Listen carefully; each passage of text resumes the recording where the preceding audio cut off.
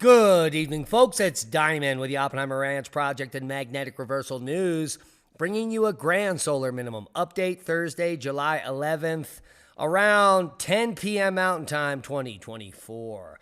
Massive uptick in seismicity, a 7.1 in the Philippines, right after we ended last night's update, as well as a huge uptick in Cascadia, kicking off with a 6.4 in Tofina, Canada. Holy macaroni. We also have an uptick in volcanic activity with a spectacular explosion at Stromboli. Keep calm. It's boom time.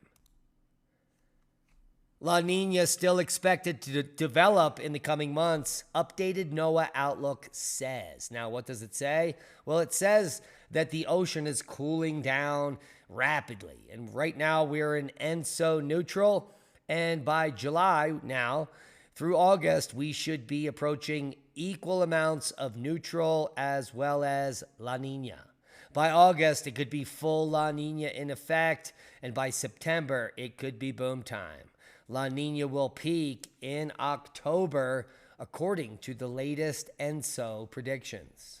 So buckle up, Buttercup. Let's take a look quickly at what La Niña does. It brings a wetter northwest, a drier southeast, and well, the East Coast is wet and warm and saturated until winter when they get buried in snow. And the forecast for the winter for the Northeast is multiple blizzards like never seen before. Thank you, Hunga Tunga. Mark my words. March 5th, the first week of March in the Northeast, will get buried under 4 to 5 feet of snow. Hello, Boston. More flash flooding videos today from Paradise Canyon in Ruidoso. Actually, this was from yesterday. Second day in a row of devastating flooding.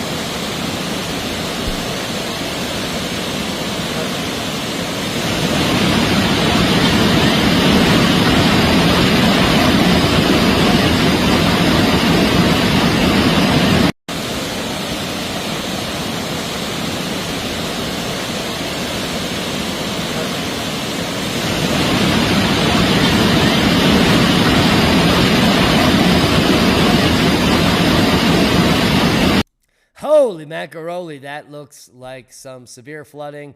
Our thoughts, our hearts, our prayers go out to Ruidoso. Not only did they get homes burned, lives lost, but now they have to deal with these burn scar flooding events.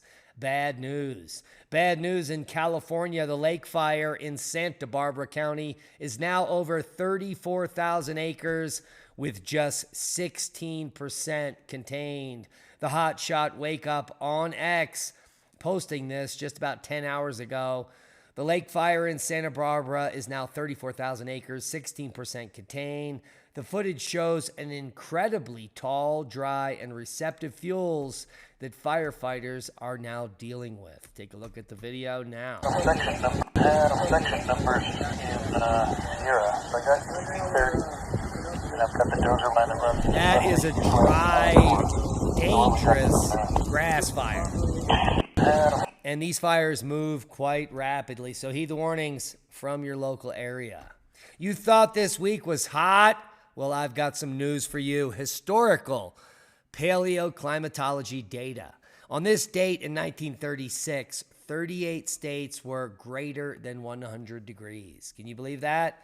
Holy macaroni. Yeah. The lies they are telling from the mainstream media are, well, far from the truth. Full forecast now. There is extremely dangerous heat, but it is not unprecedented. It is localized to the west. In 1936, almost 30 states during a heat wave would be above 105. We haven't even seen 5 states above that. So please, don't give me your malarkey. Extremely dangerous heat continues in the western U.S. for all the soy boys that live out there that don't remember that it's summer. What a bummer. This will extend through Saturday with widespread excessive heat warnings and heat advisories, and dumb tourists will go to Death Valley, and everyone will complain it's hot in the summer. Hazardous heat will expand over much of the central and eastern U.S., where they will take refuge in their homes because they know about summer. The tourists that flock to Iowa and the central U.S. will claim that it's your fault and that global warming is destroying all the crops. When in fact, if crops are destroyed, it's due to lack of rain or excessive hail. Confidence is increasingly in extremely dangerous heat, particularly from urban areas in the southeast and the east coast beginning Monday. And that means the urban heat island effect is real. And the more we build out on these cities, the hotter it gets. It has nothing to do with CO2 or you. It has to do with industrialization and idiots reporting on the news. Let's take a quick look at the GFS model, and you're going to see 36912, nothing spectacular. We may see some severe weather on the East Coast popping up Saturday, but other than that, it is a low-level activity weekend all the way through Monday. Fun day. There is no large, dangerous forecasts anytime soon. It looks like a moderate, wet summer for most of the states, except for Nebraska and Kansas. We could be losing some corn there. It looks like nothing's coming there. Let's take a quick look at the total accumulated precipitation moving through the end of July. Here we are. Yeah, there's a dry hole there. It's actually South Dakota and Nebraska. Dry hole, no rain. Those crops that are planted in this region are going to fail. That is about 1,000 square miles of no crops. And that's bad news for that dry hole. Some dry holes in Oklahoma as well, but they probably have watering products there. We don't have any water in the Four Corners, and we have water wheels. But take a look. We're going to get the most rain. It's insane through the end of July, thanks to La Niña and the monsoon. The monsoon boom. Australia's east to shiver some more. Al Gore's aboard. With widespread snow inbound, China commissions new icebreakers. Why would they do that in a global warming world? Who knew? Now you do. And, well, ocean geoengineering experiment in the next month is likely. Holy crap-a-roly. Australia's east is to shiver some more with widespread snow inbound. Eastern Australia has been enduring a persistent record-setting cold for weeks, but the mainstream media here in the Northern Hemisphere is not reporting on it at all. A new polar front is forecast to bring snow to large parts of the southeast next week. Millions of Aussies are bracing for further frigid conditions commencing this weekend as fresh polar winds ride north from Antarctica, which itself is currently enduring lows of sub-minus 75 C. That's a minus 103 Fahrenheit. If we're burning up, I don't even know where to go from there.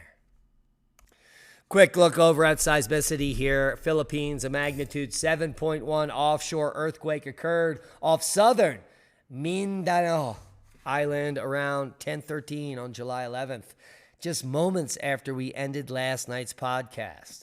Now, the good news is this magnitude 7.1 earthquake occurred at an extreme depth, eclipsing all other earthquakes in this region for weeks or months. The earthquake 7.1 in Sangay, Philippines, was at a depth of 620.1 kilometers. The subsequent aftershocks were insignificant, and let's take a look at that.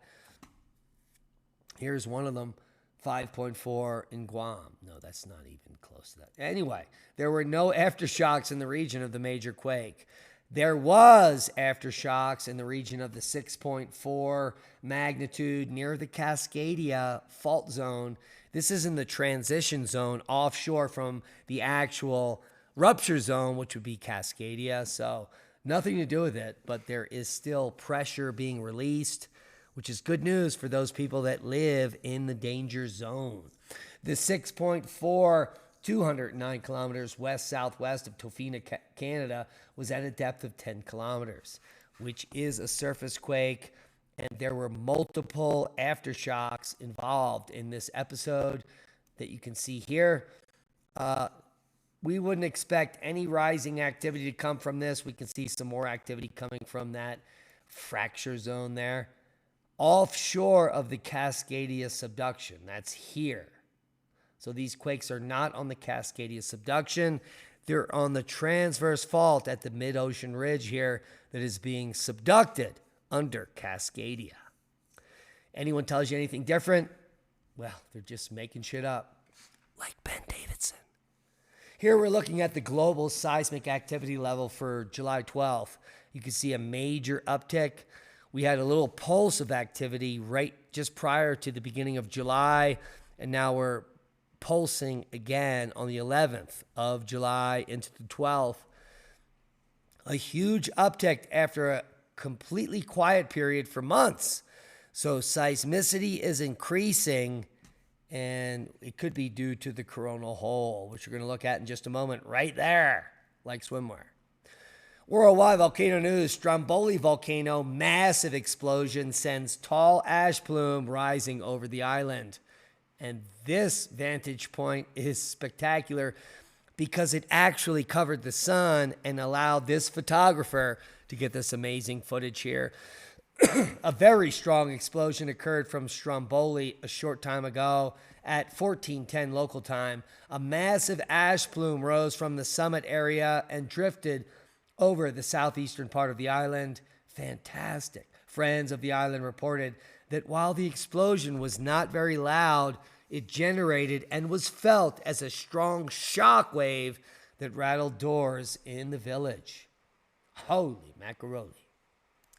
Explosions continue at Stromboli today. Look at this footage from the coast of the most. Holy macaroni. Quite spectacular. Fuego today to 15,000. Liwatobi to 10. Ibu puffing and passing the 6,000 foot today. Reventador 15,000 foot path. Puff Sangay to 27,000 foot. No one's reporting on that except Diamond. 7 Kai to 22. Who knew? Now you do. Stromboli puffing to 4,000 foot. More amazing video racing pyroclastic flows over the Sierra de Fuego, captured yesterday during the massive explosion in the Punta La Bronzo webcam at Stromboli. Maybe later, let's take a look at the video. Holy macaroni. No, we don't want that. Holy shinoly. That is just a screen capture, and we are not going to be allowed to watch the video unless they have a link. Let's look at this. All right, bear with me. Okay, boom. It's boom time, kids. Hello. Look at that. I knew I could do it. I'm a big boy now. Yes, I've been doing this for over a decade. I've been studying paleoclimatology, stratigraphy, and geology for 3 decades, and I feel like I'm a big boy now to be able to show you this footage. Pyroclastic flows from Stromboli are delicious. Indeed. Holy macaroni. What else we got on the list? Liwatobi volcano finishes up our worldwide volcano news at a puff at 8,000 feet. Now you know. As we head over to space weather for July 12th, the sun has gone quiet with large sunspots facing Earth. They did nothing. As predicted, solar minimum is in effect. We're going to be dropping down from here in the shortest solar cycle in maybe 150 years. Period. Those are the facts. Anyone else speculating otherwise, well, is Ben Davidson. Do you know about the Solar System Geometry Survey? Well, now you do. Just go to sgesgeos.org/index.htm. Or if you just do ssgeos.org, I'm sure you're going to get somewhere. The Solar System Geometry Survey has to do with all of the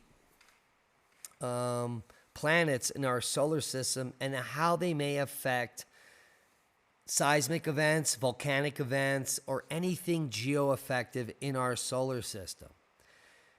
They're not claiming that one thing results in another or otherwise. It's simply a survey where you can see three-dimensionally how certain planets or alignments may affect things like earthquakes and volcanoes. And what we just saw is a major uptick in earthquakes over the last 2 days, from the 9th to the 11th. And what we can see here is major planetary alignments occurring. Should be a quiet period, but what's going to happen on the 16th or the 17th when the moon and Uranus align, or the moon, Earth, and Mars align? This is a major peak. So what we're predicting is, based on the coronal hole position, solar minimum, and these planetary alignments, we could be seeing some major seismic activity on the 16th into the 17th. All the links to these websites will be below so you can get up to speed on the solar system geometry survey. Prices fell in June for the first time since the start of the pandemic. Well, thank God. Joe Biden is retarded and should be voted out of office. Trump could fix the economy and shut the border down and maybe actually preserve our republic democracy. We're a republic, not a democracy. Anyway, I do digress. But prices finally fell in June for the first time since the start of the pandemic, and things may be starting to rebound. That doesn't mean 2025 won't be the biggest recession since the Great Recession in the 1930s. Mark my words. Lee and I were going to be discussing some interesting informational topics this weekend, scientifically speaking, including our response to this blog post. Seattle is ripe for a volcano noir. We live next to an active volcano. Its ghosts are everywhere, and the population that lives in the shadows of these volcanoes are absolutely retarded and don't know anything about history, science, geology, lahars, or the fact that they're all dead if there's a 9 magnitude tsunami or even a small burp from Rainier. Get all the facts on Saturday, Revolution Radio, Studio B, 12 noon Mountain Time. We'll also be covering this paper. Weak magnetic field may have supported diversification of life on Earth. As we predicted on the channel for the last 3 years, Lee and I have claimed that increased cosmic radiation in the form of cosmic rays, UVB, UVC, may actually cause mutation in the genome and diversification in species. This paper coming out in May 2nd of 2024 confirms the hypothesis. Join us over at Magnetic Reversal News on Rumble, where you're going to get a channel that is not compromised like YouTube from shadow banning. We can say anything we fucking like on Rumble at Magnetic Reversal News. We try to keep it family friendly, but we're really pissed off about the shadow banning that has occurred over the last 5 years on our channels on YouTube. That's our mainstay. That's how I make a living. And in the last 5 years, my living went to comfortable to non-existent.